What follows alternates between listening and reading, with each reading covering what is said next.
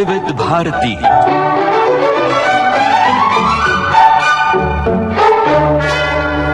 दोस्तों, नाट्य तरंग कार्यक्रम में आज हम आपको चार्ल्स डिकन्स की अंग्रेजी कहानी द सिग्नल मैन का हिंदी रेडियो नाट्य रूपांतरण सुनवा रहे हैं।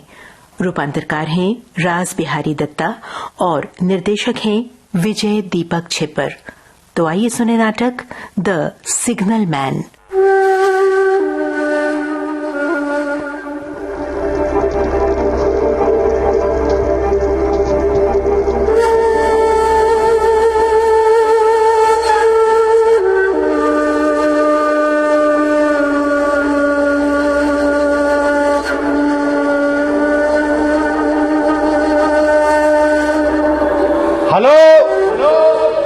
हेलो, अरे नीचे वहां, ओ भाई, अरे हेलो।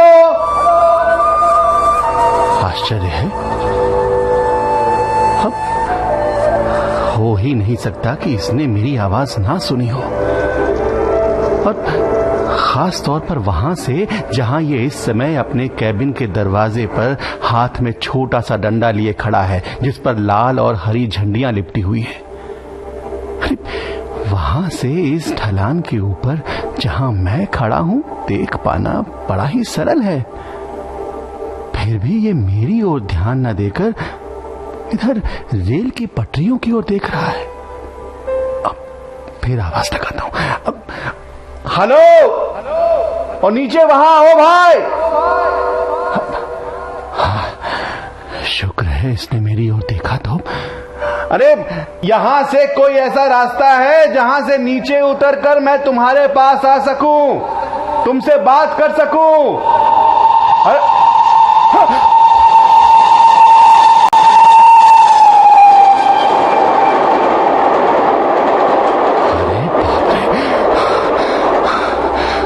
इस रेलगाड़ी ने तो मेरे पांव ही उखाड़ दिए थे। बच गया बाल बाल। अरे ओ भाई, नीचे वहां, अरे कोई ऐसा रास्ता है जहां से उतरकर तुम्हारे निकट आ सकूं?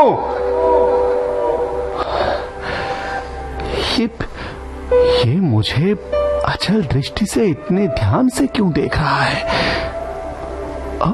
हाँ, शायद वो अपनी झंडियों वाले डंडे से उस तरफ इशारा कर रहा है। हाँ, शायद वहां से नीचे पहुंचने का रास्ता होगा। हाँ, अब ठीक है भाई, मैं समझ गया। बहुत अच्छा, मैं उधर से ही आ रहा हूं नीचे।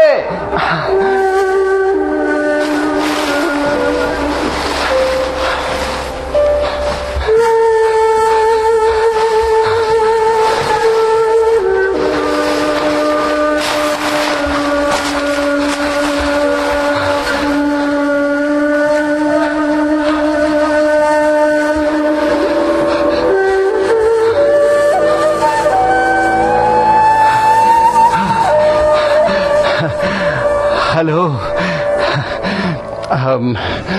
बड़ा ही छोटा अकेला सा स्टेशन है ये। यहाँ पहुंचना असंभव नहीं तो दुर्लभ अवश्य है। ये मेरी बात का उत्तर देने के बजाय वहां सुरंग के द्वार पर लगी लाल बत्ती को कौतूहल भरी दृष्टि से देखे जा रहा है। अरे भाई, क्या ये लाल बत्ती भी आपके अधिकार में है? अब भाई, जानते नहीं ये है। अब तुम तो ऐसे मुझे देख रहे हो जैसे मुझसे डर रहे हो। नहीं, मैं इस पशुपेश में हूं कि पहले मैंने तुम्हें कहां देखा है। मुझे अब कहां देखा है? अब वहां, अब क्या इशारा कर? अच्छा, उस लाल बत्ती के पास। हाँ, वहीं। भले मानस, मैं वहां उस बत्ती के पास भला क्या करूंगा? अब अरे समझो मेरी बात को। खैर चलो, जो भी हो, मैं कसम खाता हूं कि मैं वहां नहीं था, कसम से। ठीक है ठीक है ठीक है, मुझे विश्वास है। आइए आइए जनाब, वहां कैबिन में चलते हैं। हाँ हाँ चलो।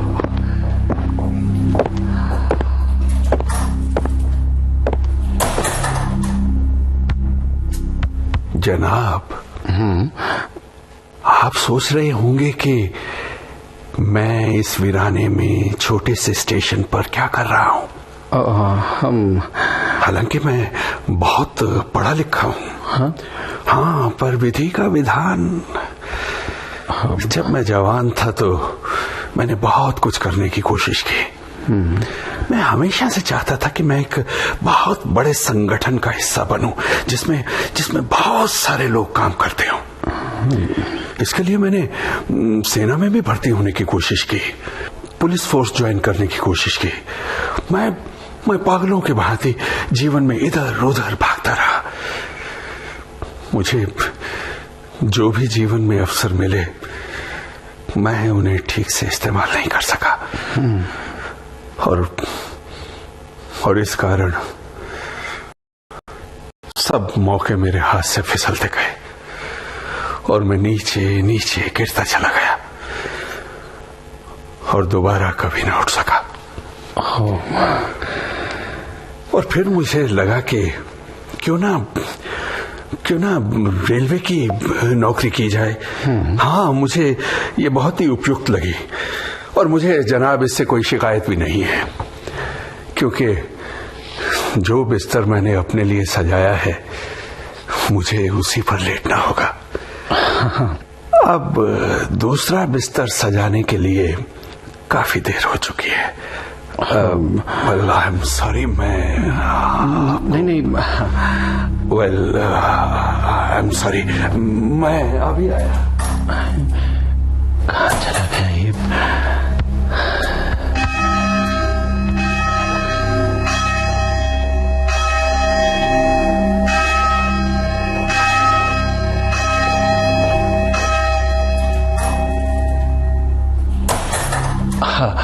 आइए आइए।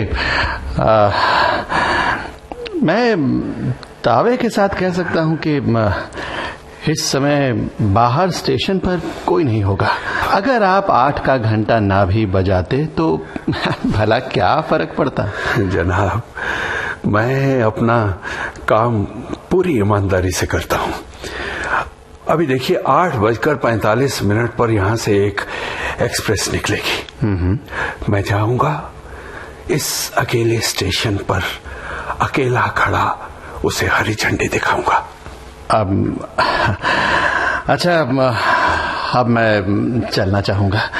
वैसे मुझे तुमसे मिलकर बहुत अच्छा लगा और तुमने मुझे ये सोचने पर मजबूर कर दिया है कि आज मैं एक बहुत ही संतुष्ट व्यक्ति से मिला हूँ। जनाब, मुझे विश्वास है कुछ दिनों पहले तक मैं ऐसा ही था। हाँ, पर अब नहीं। क्या? अब मैं बहुत परेशान हूँ, बहुत परेशान। परेशान? अब किस लिए परेशान हो? अब क्या परेशानी है तुम्हें? अब ये बताना बहुत मुश्किल है, बहुत मुश्किल है। चलिए, फिर भी अगर आप दोबारा इधर आए तो मैं आपको बताने की कोशिश करूंगा। हाँ, मैं भी तुमसे दोबारा मिलना चाहूंगा। अच्छा बोलो, कब मिलते हैं? कल मेरी रात की ड्यूटी है, रात 10 बजे से। ठीक है, तो मैं कल रात को 11 बजे आता हूँ। ठीक? जी, आइए।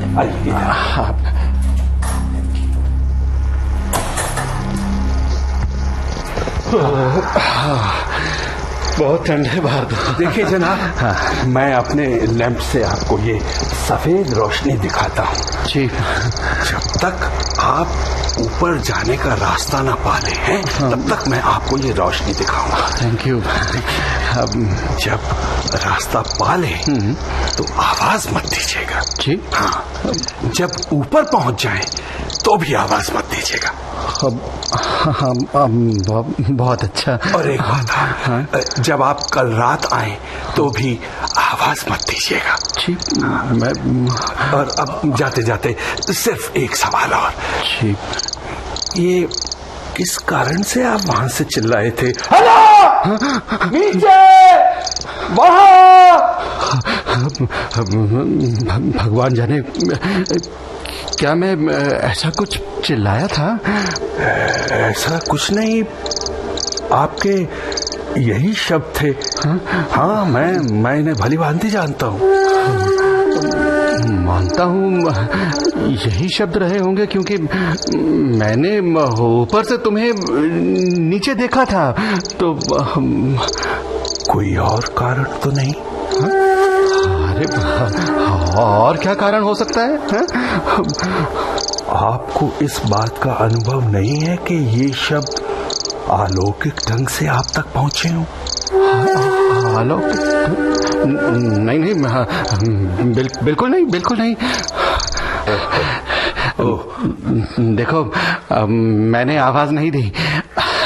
अब तो मैं खुलकर बोल सकता हूँ ना? हाँ, क्यों नहीं जनाब, मैंने फैसला कर लिया है। क्या? हाँ, अब आपको दोबारा नहीं पूछना पड़ेगा कि मुझे क्या परेशानी है। ओह, अच्छा। वो दरअसल कल शाम मैं आपको कोई और समझा था। हाँ, वो ही मेरी परेशानी का कारण है। हो तो वो तुम्हारी भूल थी जो तुम्हें परेशान कर रही थी। नहीं, वो तो कोई और है जो मुझे परेशान कर रहा है। कोई और? कौन है वो? मैं नहीं जानता, क्योंकि मैंने उसका चेहरा कभी नहीं देखा। क्या? हाँ, उसने हमेशा बाएं हाथ से अपना चेहरा ढका होता है और अपना दायां हाथ ऐसे हिला रहा होता है। अरे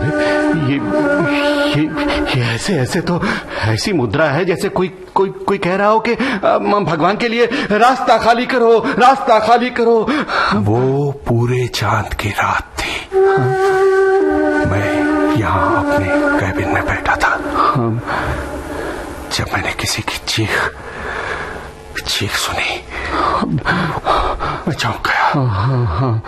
मैंने दरवाजे पर जाकर देखा, वो कोई और सुरंग के द्वार के पास लगी बत्ती के पास खड़ा था और ऐसी ही मुद्राएं कर रहा था जैसे मैंने अभी आपको बताई।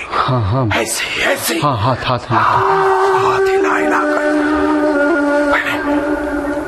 मैंने झटपट अपनी लालटेन उठाई, उसे लाल रंग पर किया और उस साई की ओर भागा, सोचते हुए कि क्या हुआ है, कहाँ हुआ है, क्या अनर्थ है। और मैं सुरंग के अंधकार में पहुंच गया। उस साई के निकट बस उसे पकड़ने ही वाला था कि वो गायब हो गया। गायब? कहाँ? सुरंग के भीतर? नहीं, मैं सुरंग में शायद 500 गज तक भीतर दौड़ता गया, किंतु वो मुझे दिखाई नहीं दिया। अच्छा। मैं वापस दौड़ा और यहाँ आकर मैंने देखा तो वो वहां भी नहीं और यहाँ भी नहीं। और मैंने दोनों ओर के स्टेशनों को तार संदेश भेजा। उत्तर आया, दोनों ओर सब कुछ सामान्य है। इस साई के प्रकट होने के कोई 6 घंटे के भीतर ही इस मार्ग पर पहली दुर्घटना हुई और 10 घंटे के भीतर ही सैकड़ों लाशें निकालकर ठीक उसी जगह पर रखी गई जहां वो साया दिखाई दिया था। यह घटना 1 वर्ष पूर्व की है। और मुझे इससे उभरने में 6-7 महीने लग गए। तब एक सुबह जब भोर हो रही थी तो मैंने उस साए को दोबारा देखा। क्या वो चीख रहा था? ना, वो बिल्कुल शांत था। क्या वो अपनी बाजू हिला रहा था? ना, वो सुरंग के द्वार पर लगी बत्ती के पोल के सहारे खड़ा था और अपने दोनों हाथ से अपना चेहरा ढांप रखा था। क्या तुम ऊपर गए उसके पास? नहीं, क्योंकि मैं इतना डर गया था कि सीधा वापस कैबिन में आकर बैठ गया। जब थोड़ा ठीक हुआ तो फिर दोबारा बाहर आया। देखा दिन चढ़ गया है और वो साया भी वहां से जा चुका है। उसके बाद कुछ हुआ? मतलब उसी दिन 25 टाउन एक्सप्रेस सुरंग के द्वार से निकली। मैंने एक डिब्बे में भगदड़ मची देखी। मैंने समय रहते ही ये सब देख लिया और ड्राइवर को लाल झंडी और सीटी से रुकने का संकेत किया। ड्राइवर ने मेरा संकेत देख लिया और इंजन बंद कर दिया। फिर भी गाड़ी रुकते रुकते 100-200 गज तो आगे निकल ही गई थी। मैं भी गाड़ी के साथ साथ भागा। एक डिब्बे में हाहाकार मचा हुआ था। वो एक युवा सुंदर महिला थी जिसकी अचानक मौत हो गई थी और उसके शव को ठीक यहाँ मध्य में रखा गया था। हाँ, यहाँ जहाँ आप और मैं बैठे हैं। ये सच है श्रीमान, बिल्कुल ऐसा ही हुआ था जैसे मैंने आपको बताया। बिल्कुल ऐसा ही। अब स्वयं अंदाजा लगा सकते हैं कि मेरी हालत क्या हुई होगी जब मैंने उस साए को दोबारा यहाँ 1 हफ्ते पहले देखा। तब से जनाब वो यहीं पर है। कहाँ? उसी बत्ती पर? नहीं, लाल यानी खतरे की बत्ती पर। पर वो करता क्या है? करता कुछ नहीं है, बस चीखता रहता है, भगवान के लिए रास्ता खाली कर दो। मैं जनाब बहुत अशांत हूँ, परेशान हूँ, क्योंकि ये सब वो मुझसे कहता है। अब कुछ क्षणों तक हाथ हिला हिला कर कहता है, वो नीचे वहां, सावधान सावधान। इसके आगमन से मेरी मेज पर रखी घंटी भी बज उठती है जनाब। घंटी? अच्छा, क्या ये घंटी कल शाम भी बजी थी जब मैंने तुम्हें ऊपर से आवाज दी थी? हाँ, 2 बार। देखा कैसे तुम्हारी स्वयं की कल्पना तुम्हें भ्रमित करती है। ये घंटी तभी बजती है जब स्टेशन को तुमसे संपर्क साधना होता है। मुझे दोनों घंटियों का अंतर मालूम है श्रीमान। हाँ? आत्मा द्वारा बजाई गई घंटी में अजीब किस्म की कंपन होती है। कंपन? अच्छा, एक बात बताओ, कल जब 2 बार घंटी बजी थी तो वो आत्मा कहाँ थी? हाँ, वो कहाँ थी? वो वहीं थी। तो दोनों बार? हाँ, दोनों बार। अच्छा, क्या तुम दरवाजे तक मेरे साथ आओगे? आओ ना। अरे चलो ना, आओ। अच्छा,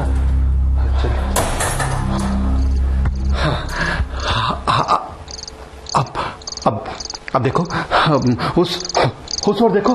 क्या तुम इस समय भी उस उस साय को देख पा रहे हो? नहीं, अभी वो वहां नहीं, वो तो सच? हाँ, आओ अब वापस चले, आओ।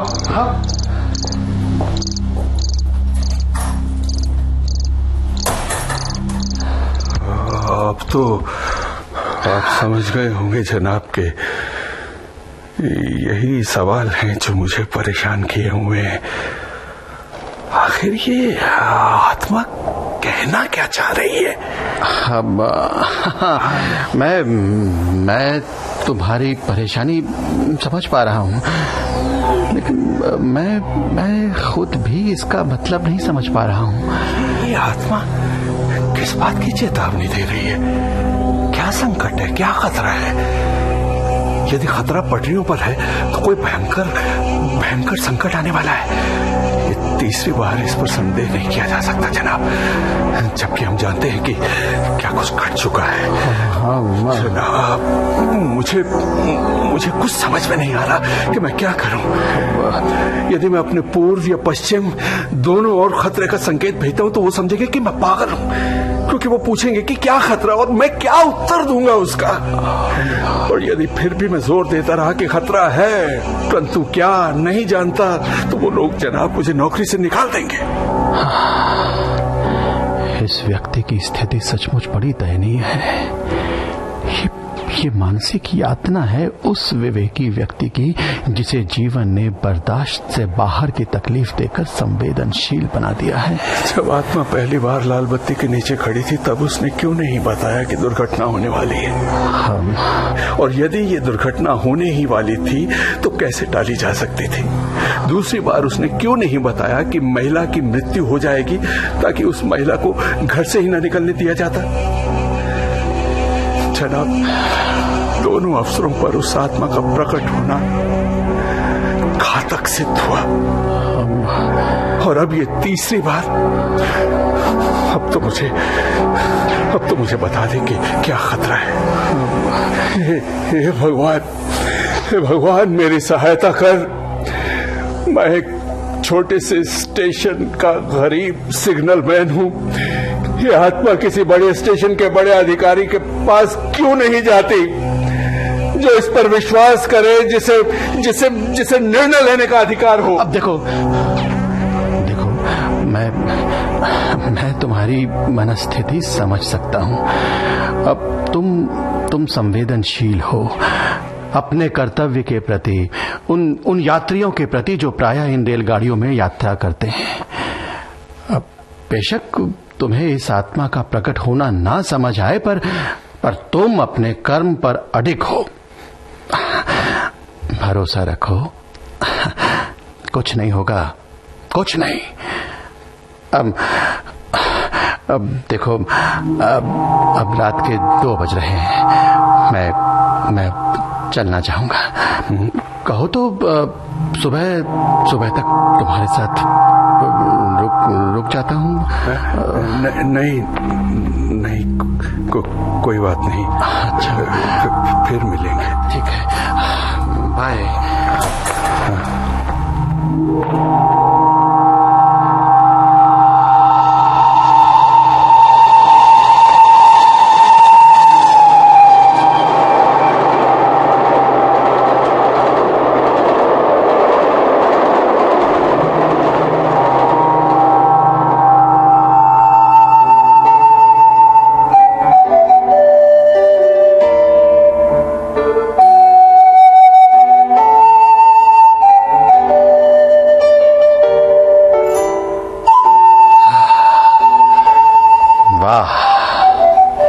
कितनी सुहानी शाम है। आज तो घूमने का मजा आ जाएगा। आज तो बहुत दूर तक जाऊंगा।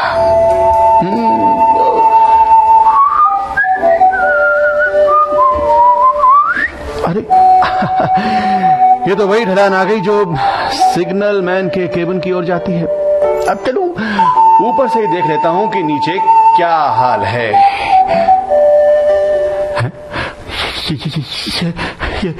ये सुरंग के द्वार के पास ये कौन है जिसने बाएं हाथ से अपना चेहरा ढक रखा है और अपना दायां हाथ जोर जोर से हवा में लहरा रहा है और वो उधर केबिन के पास भी कुछ लोग जमा हैं। हे भगवान, सब ठीक ठाक हो। मुझे तुरंत नीचे जाना चाहिए। हाँ, मैं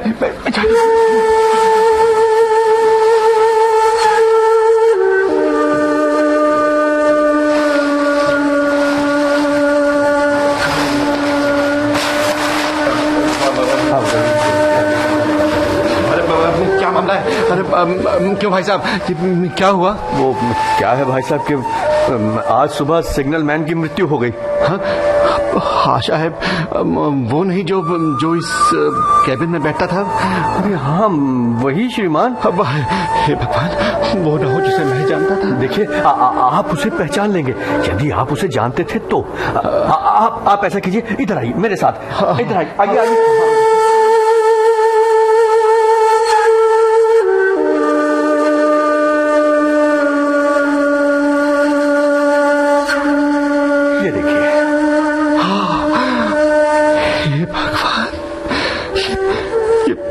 कैसे हुआ? ये कैसे हो गया? क्या बताएं भाई साहब, ये रेलगाड़ी के इंजन के नीचे आ गए। क्या? कोई भी व्यक्ति पूरे विभाग में इनसे अच्छा काम नहीं करता था। परंतु आज सुबह ये पहले जैसे नहीं थे। ठीक पटरियों के बीचों बीच चल रहे थे। दिन का समय था, फिर भी इनके हाथ में रात्रि लैंप था। जैसे ही गाड़ी सुरंग से निकली, इनकी उसकी ओर पीठ थी। हाँ? बस साहब, इंजन ने इनको कुचल दिया। हाँ? ये उस इंजन के ड्राइवर हैं। इन्होंने हमें बताया कि ये सब कैसे हुआ। अब इन भद्र पुरुष को ये बताओ कि ये सब कैसे हुआ है। भाई, जैसे ही मैं सुरंग में पहुंचा, मैंने इनको सुरंग के द्वार से बाहर देख लिया। भाई, तब मेरे पास गाड़ी की गति कम करने का कोई उपाय नहीं था, परंतु मैं जानता था कि वो एक सतर्क कर्मचारी हैं। पर न जाने क्यों इन्होंने इंजन की सीटी नहीं सुनी, बस चलते रहे। न हटता देखकर मैंने इंजन बंद कर दिया। तब भी हम गति से इनके पास पहुंच रहे थे और मैंने खिड़की से सर निकाल कर जितनी जोर से चिल्ला सकता था चिल्लाया मैं। आप क्या चिल्लाए? भगवान के लिए रास्ता खाली कर दो। वो नीचे, वहां, सावधान।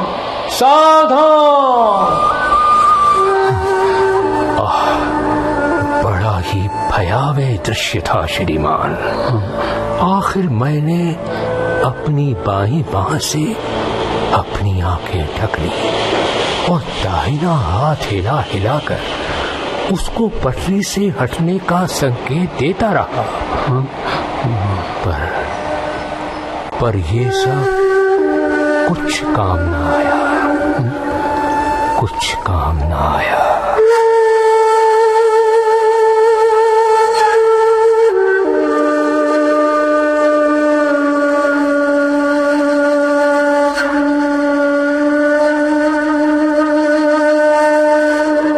The signal man. अभी आपने चार्ल्स डिकन्स की अंग्रेजी कहानी का हिंदी रेडियो नाट्य रूपांतरण सुना। रूपांतरकार राज बिहारी दत्ता और निर्देशक विजय दीपक छिपर। अब आज का नाट्य तरंग कार्यक्रम समाप्त होता है।